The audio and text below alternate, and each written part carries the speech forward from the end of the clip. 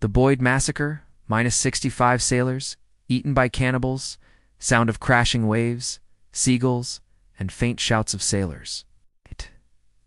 A ship creaks as it cuts through the water. The camera slowly pans across an 1800s sailing ship against the horizon. In December of 1809, a British ship named the Boyd sailed into the northern harbors of New Zealand. What was meant to be a routine voyage ended in horror. Within days, 65 sailors and passengers were dead, slaughtered, burned, and even eaten. This was the infamous Boyd Massacre, the worst single act of violence against Europeans in New Zealand's history. But what really happened? Was it savage cannibalism, or a clash of cultures fueled by arrogance, vengeance, and misunderstanding? Archival maps and old paintings of early 19th century ships fade in. The year was 1809.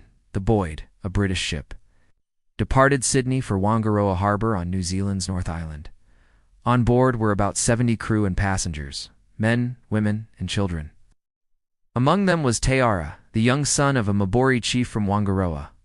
He had been traveling abroad, experiencing European life, but on this return voyage, his treatment by the crew would set events into motion that no one could have foreseen. A captain striking a Māori youth, stormy seas in the background. According to historical accounts, Captain John Thompson disciplined Teara harshly during the voyage. Some say he was flogged, others say humiliated in front of the crew. In Māori culture, such an insult to the son of a rangatira, a chief, was not just a personal offense.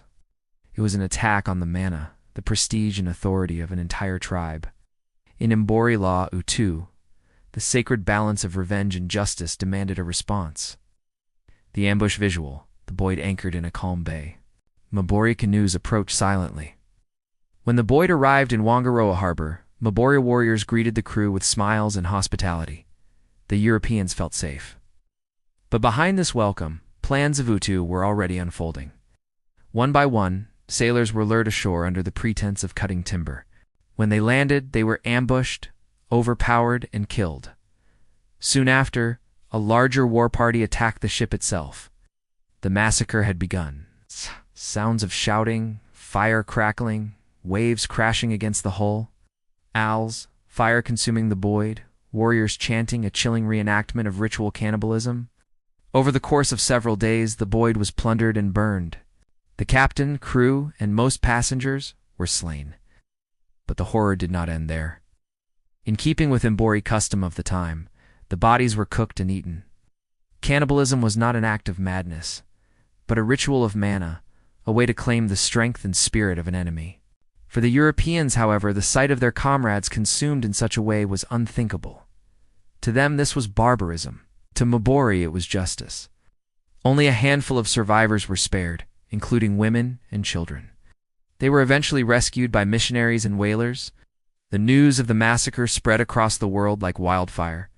In Europe and Australia, the Māori were branded as savages, cannibals to be feared. For decades, the Boyd Massacre poisoned relations between Māori and Europeans. But was this truly savagery, or the tragic outcome of two cultures colliding? Captain Thompson's mistreatment of Teara was seen through European eyes as discipline. Through Māori eyes, it was a public humiliation of a chief's son. An unforgivable insult. What followed was not random violence, but utu, the sacred law of balance. To understand the Boyd Massacre, we must see it not only as a tragedy, but as a warning. Arrogance and ignorance of another culture can spark disaster. Visual, ocean waves at sunset, fading slowly to black. Narrator calm. Reflective tone. The Boyd Massacre remains one of New Zealand's darkest and most misunderstood episodes. It is a story of blood and vengeance, but also of cultural collision, of what happens when respect is denied and balance is broken. In remembering the 65 lives lost, we also remember the lessons they left behind, that survival in an interconnected world demands not just strength, but understanding. Thank you for watching this documentary. If you enjoyed uncovering the hidden history of the Boyd Massacre, don't forget to like, share, and subscribe for more powerful stories of the past that shaped our world.